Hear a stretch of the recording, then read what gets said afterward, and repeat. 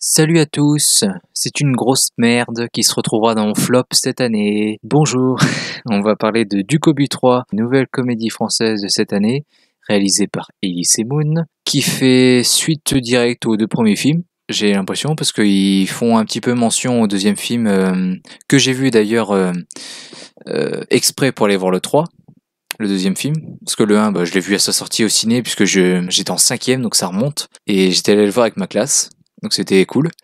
C'était une bonne surprise du collège. Et j'avais beaucoup aimé le 1. Et encore aujourd'hui, je l'aime vraiment beaucoup, alors qu'il y a beaucoup de comédies françaises que j'ai vues, que j'ai aimées, et puis que ça passe plus maintenant. Je pourrais citer Marsupilami, de Alain Chabat, et Les Profs. Alors le 2, j'ai détesté tout de suite, mais le 1, je l'aimais bien. Je l'avais même acheté en DVD.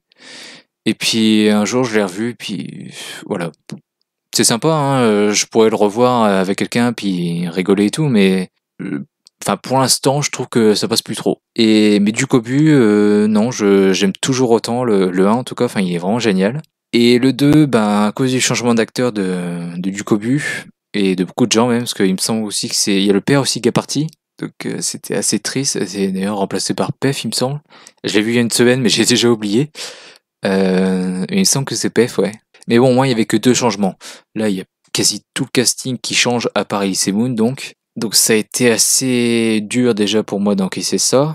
Les enfants, je peux comprendre, mais on y reviendra. Mais là, tous les acteurs adultes, enfin ça fait un peu chier quand même. Donc le 2, je l'ai vu donc exprès pour aller voir le 3. Quand j'avais vu la bande-annonce, quand il est sorti, ça m'avait pas du tout donné envie. L'acteur ne me donnait pas du tout envie non plus, celui qui faisait du cobu, qui à la base aurait dû être un figurant ou je ne sais quoi d'ailleurs, pour moi il aurait dû le rester. Parce que déjà, enfin ces kilos, ils sont où? Les kilos en trop. Pour déjà donner un petit défaut. Reste que, hormis un truc que j'ai noté, le film est plutôt sympa et drôle. Je préfère clairement le 1, mais si le coffret du 1 et du 2 est disponible, clairement j'achèterais, ou alors je m'achèterais le 2 en plus tout seul. Mais le 3, non. Et pourquoi on y va y venir après.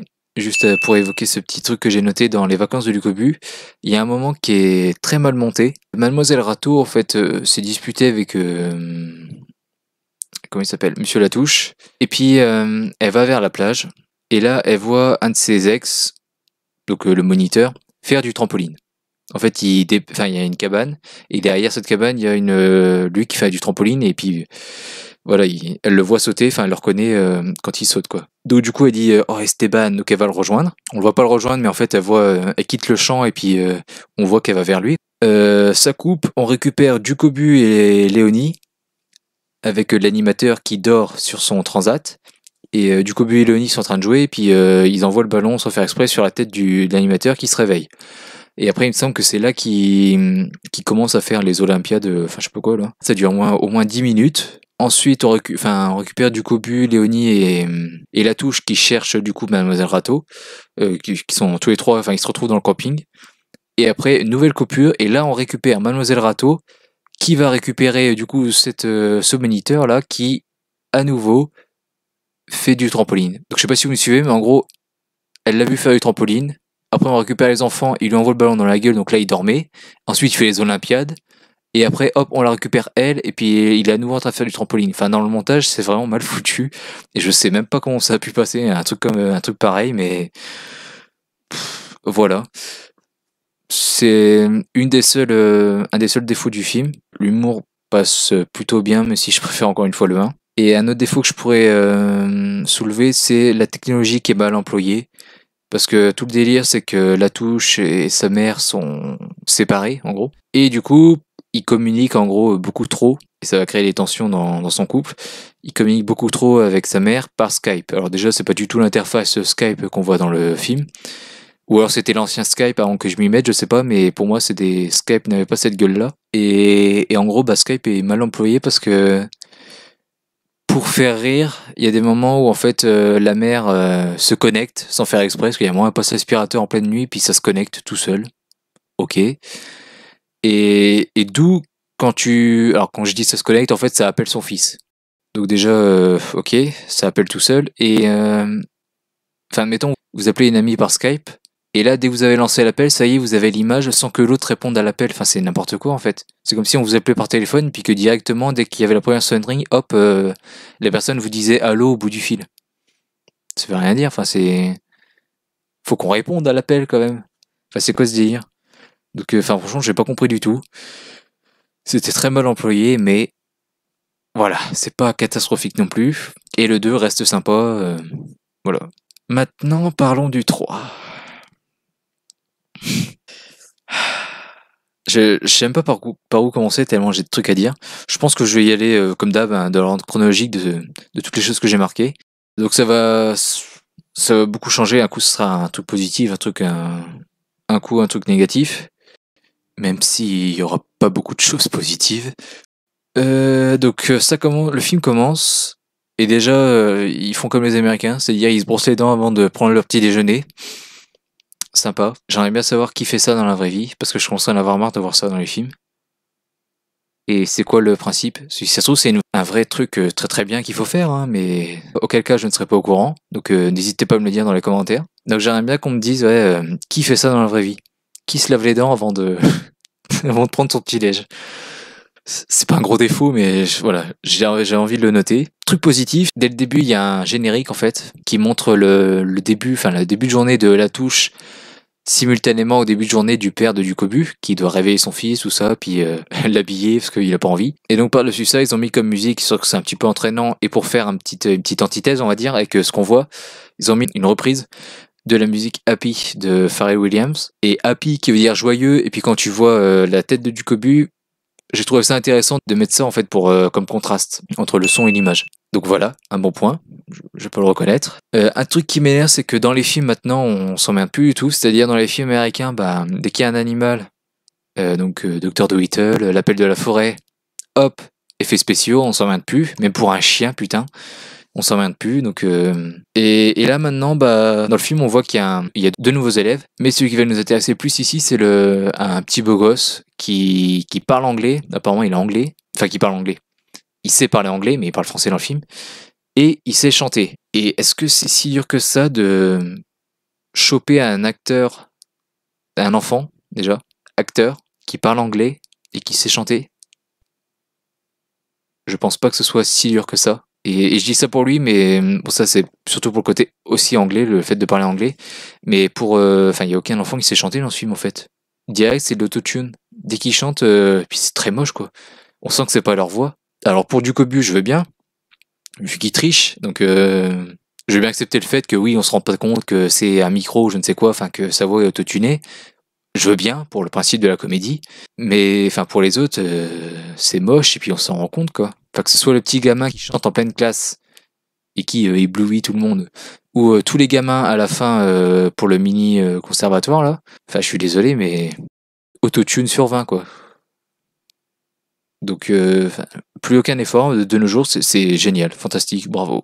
Alors peut-être que j'imagine, je sais pas, Mademoiselle Rateau, qui a changé d'actrice, emménage dans ce film avec Latouche et sa mère. J'avais pas compris ça avant que ce soit le cas, mais voilà, elle emménage avec sa mère et puis Latouche. Et il me semble bien qu'en fait leur maison, c'est une réplique de la maison de Psychose. C'est pas vraiment la même non plus, mais dans l'idée, c'est un peu ça, la façon dont elle est filmée, puis le fait que le jardin soit tout pourri, puis aussi le truc du mec qui est quadragénaire et puis qui vit encore avec sa mère et qui le castre en soi. Et donc il me semble bien que c'est la maison de Psychose, mais c'est vraiment pour le gag visuel et puis peut-être à la limite pour faire rire les parents, mais c'est pas spécialement drôle. Et je dis bien les parents, parce que les gosses, ça m'étonnerait qu'ils comprennent. Et justement, dans ce délire Psychose, personnellement, je serais allé jusqu'au bout, quoi. J'aurais fait en sorte que, comme on le voit dans le film, que Mademoiselle Rateau se retrouve seule avec la mère de Latouche. Et je sais pas, il y a un moment, la mère est assise dans je sais plus comment on appelle ça, mais un fauteuil à balance, il me semble. J'aurais fait en sorte qu'elle soit de dos, et puis que Mademoiselle Rateau s'avance vers elle, et puis qu'elle ait peur, puis qu'on ait le double sens justement, ou quand en psychose, pareil, le personnage s'approche de la mère de Norman Bates, et il découvre que c'est un squelette. Ça aurait été drôle de faire ce petit clin d'œil, mais non, il va pas jusqu'au bout, il fait juste la maison. Ça, elle lui ressemble. Au lieu de se faire ça, il nous fait une conjuring, c'est-à-dire qu'elle est au-dessus de l'armoire à un moment. Il nous fait une Joker aussi, il y a un moment elle est dans le frigo. Et à la fin, il fait un il fait un clin d'œil, un petit hommage assez drôle à Shining, qui au début est vraiment grotesque et qui te paraît nul en fait, parce qu'en fait c'est juste un prof dans un asile qui fait du tricycle, habillé en petit gamin de Shining, là dont j'ai oublié le nom, Danny je crois. Donc il fait du tricycle et puis il passe à côté de deux adultes, voilà, qui clairement en référence aux jumelles. Et en fait, quand il voit le gars qui va plus loin et quand il voit du cobu, en fait, il prend un couloir à droite puis il se met à flipper tout ça. Et c'est plus ça qui est drôle. Ça c'est drôle, mais l'allusion en soi, c'est ouais. Ensuite, un truc que j'ai repéré dès la bande-annonce, c'est un cancre qui veut sauver une école. C'est ça l'histoire du film. Et ce qui me fait rire d'ailleurs, c'est que Gérard Jugnot s'en rend compte, donc celui qui fait le nouveau Monsieur qui triche, encore une fois. Il lui dit, attends, un cancre qui veut sauver une école? Non mais t'es plus mon client, enfin tu m'as déçu, allez casse-toi quoi. Et après comment il justifie ça? C'est, oui mais sans école, plus de cancre. Et plus de clients pour Monsieur qui triche. Mais voilà, sans école, plus de cancre. Oui mais j'ai envie de dire, le cancre, il s'en fout qu'il n'y ait plus d'école. Donc, et on le voit bien au début du film, il aime pas l'école. Et s'il triche, s'il travaille pas, normalement c'est qu'il aime pas l'école aussi. Donc un cancre qui veut sauver une école? Ouais, c'est un peu un petit truc fait exprès pour histoire de relever l'erreur, l'incohérence, et que comme c'est dit dans le film, le spectateur va dire oh bon c'est bon alors s'il s'en rend compte c'est pas une incohérence. Bah si, parce que c'est mal expliqué. Donc c'est con. Un truc qui me rend triste en fait de ne pas aimer ce film, c'est que depuis que j'ai vu le 1 en 5e, j'adore Juliette Chappé, celle qui fait la Léonie Gratin, la toute première. Et elle a des petits caméos dans ce film-là. En fait, elle fait une assistante au mini-conservatoire. Donc voilà, ça m'a fait plaisir personnellement, parce que je suis amoureux d'elle depuis que je suis tout petit. Bah, depuis la 5e, quoi, depuis que j'ai vu le film. Et donc voilà, ça me fait plaisir de la voir, mais j'espère qu'elle va faire d'autres films, et que je vais pouvoir avoir plein de films avec elle, parce que ça fait un peu chier de pas pouvoir acheter ce film-là, parce que je l'aime pas, alors qu'elle est dedans, quoi. Alors je suis d'accord, c'est un tout petit rôle, mais ça fait plaisir quand même, quoi. Surtout que je suis pas sûr qu'il y ait beaucoup de gens qui l'aient remarqué, mais bon, tant pis. Il y a un moment, il y a une incohérence. Léonie est censée aider Ducobu enfin, aider. Elle est censée participer au mini-conservatoire avec Ducobu. Elle chante pas, mais elle est censée faire du piano. Et la première participation à ce mini-conservatoire, eh ben, elle fait rien. C'est à la fin, je suis d'accord, elle fait du piano, ok. Et vu comment c'est filmé, il me semble bien qu'elle sait pas faire du piano, hein, l'artiste, enfin, l'actrice. Donc, encore une fois, voilà, on se fait pas chier. Et donc, elle est censée l'aider au piano, en fait, l'assister au piano. Et à la première participation, Ducobu chante Bella, puis elle, ils mettent un banc, en fait, à côté de Ducobu, à sa droite. Lui, il chante. Et puis elle fait la petite midinette. En gros, elle fait Bella, quoi. Ouais, à quoi tu sers? J'ai pas compris. Donc, pour la fin, ok, elle joue du piano, c'est bon. Mais s'ils avaient fait ça pendant tout le film, ça aurait été vraiment mauvais. Parce que...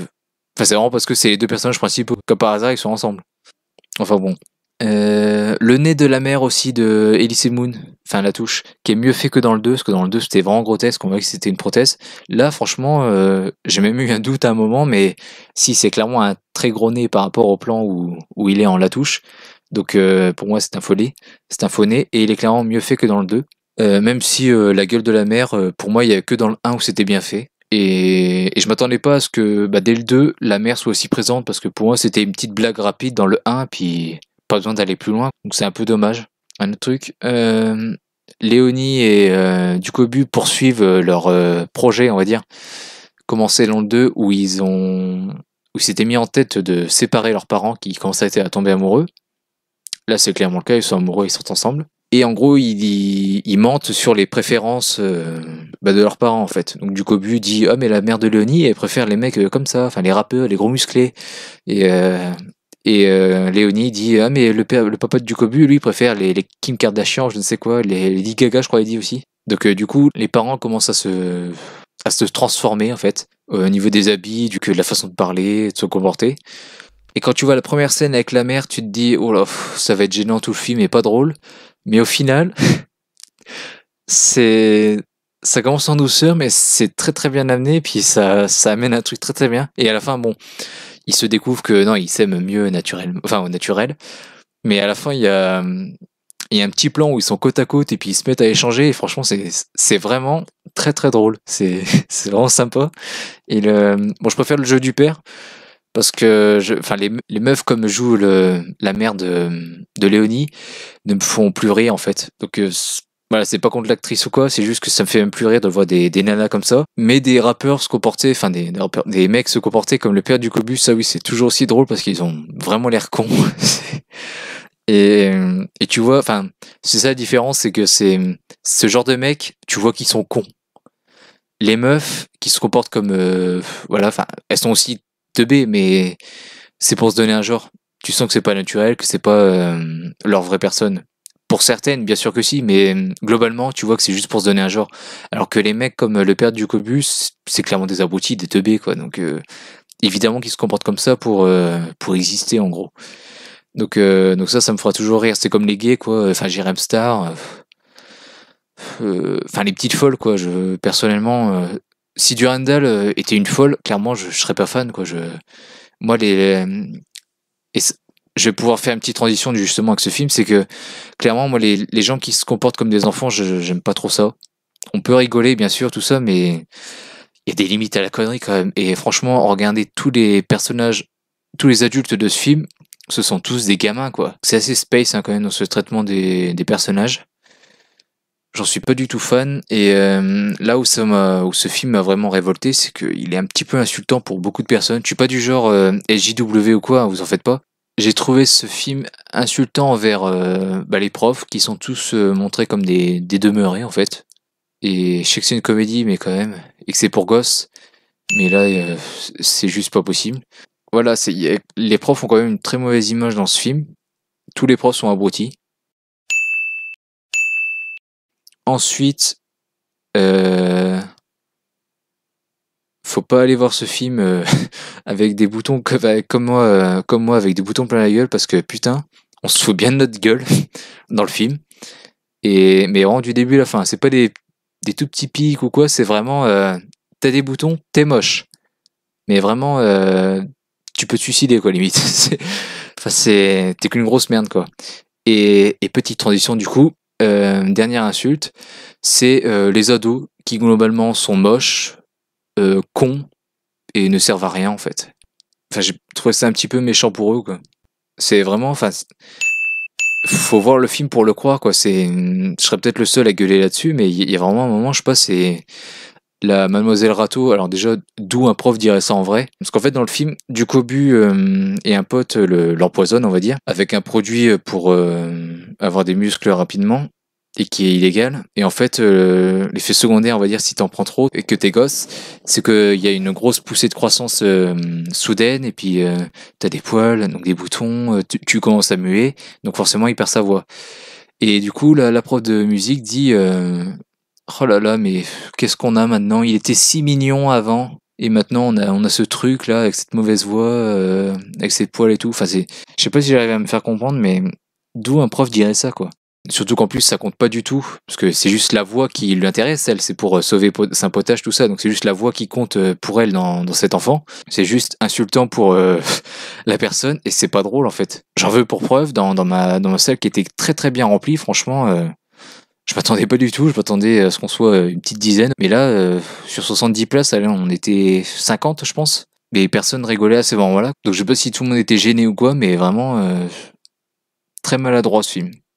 Et très insultant du coup. Et là, en tout cas, bon, l'année vient de commencer, mais je pense qu'il sera haut placé dans mon flop, hein, ça c'est clair. Et du coup, j'achèterai pas. Et j'en suis donc déjà très dégoûté, parce que du coup, il y a Juliette Chappé dans le film, et puis je suis dégoûté. Et donc, globalement, je vous encourage pas du tout à aller le voir. J'ai pas tout noté, mais enfin, il y a plein de trucs qui me font chier. Enfin, pareil, où du coup, ils ont pris une nouvelle actrice pour faire, vous savez, la petite fille qui dans le 1 disait toujours c'est clair, c'est clair. Et en plus, celle qu'il fait, elle le fait très mal. Genre, c'est clair. Elle le fait très mal. Bon, après, elle le fait mal, mais c'est aussi l'écriture qui est très très mauvaise, parce que le but de ce personnage, c'était que, hormis c'est clair ou c'est pas clair à la fin du film, elle avait rien d'autre à dire, globalement. On sent qu'ils veulent la ramener parce que elle était là dans le 1, donc faut bien la ramener, parce que comment expliquer son absence? Mais hormis la scène où elle dit c'est clair, c'est pas clair 2-3 fois à la récré, après on la voit pas du tout. Et même en 30 secondes, elle est mal gérée, donc c'est assez incroyable. Et enfin, comment Elise Moon a justifié le fait que dans le 2, ils aient changé d'acteur pour Ducobu. Et genre en un an, bon, il avait changé et tout, il avait de la barbe et tout. Enfin, il fallait changer ce qui était très grand. Enfin, je sais pas quoi. Peut-être, je ne sais pas. J'ai pas eu de photo de lui à partir de ce moment-là, mais Ellie, c'est un nouveau du Cobu, le cancre, c'est un nouvel Alors élève. oui, c'est un nouveau parce que bah, le premier a grandi, hein, c'est normal. Il a Et mué. il fait 1m80, il parle comme ça, il a une moustache. Donc ça aurait été moyen. enfin, quand tu vois les acteurs pris pour ce film. Alors pour Ducobu, c'est un très bon choix parce que il ressemble à l'acteur du 1, je trouve. Et il est beaucoup mieux que plus vivant et puis plus expressif que celui du 2 et plus ressemblant déjà. Mais celle qui fait Léonie, je suis désolé, elle joue bien. Mais enfin, c'est clairement une ado quoi. Et le comble, c'est que, enfin, je suis à peu près sûr qu'elle est 13-14 ans ou 12-13 ans. C'est très drôle quand elle demande à sa mère, maman, il se passe quoi à la puberté?